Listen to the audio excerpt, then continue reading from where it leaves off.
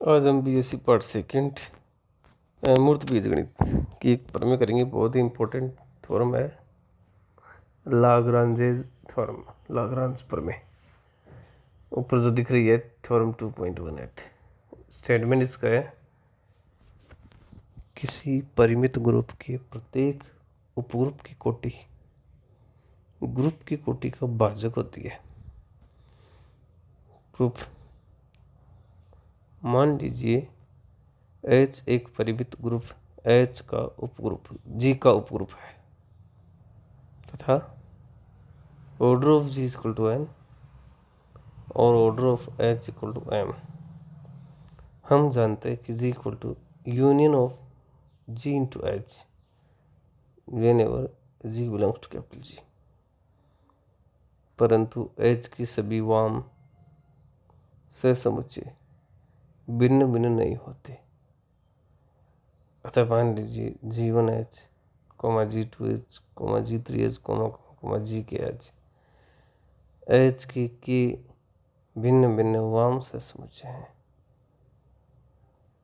इसलिए G बराबर G1H union G2H union union dash dash dash union GKH।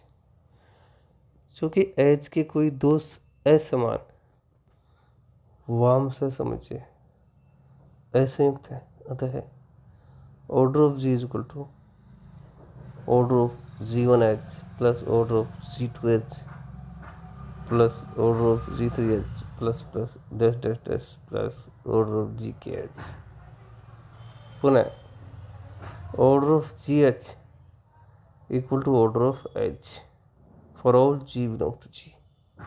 इसलिए order of G equal to order of H plus order of H plus plus plus order of H के बार implies that n is equal to m plus m plus m plus m plus m plus dash dash dash plus k bar implies that n equal to mk implies that m divides n implies that order of h order of g का भाजक है।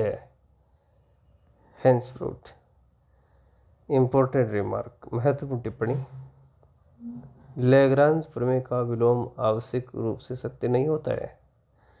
अर्थात यदि m group G की कोटि n का भाजक हो तो ये आवश्यक नहीं कि G के लिए m कोटि का एक उपग्रुप विद्यमान हो। Thank you.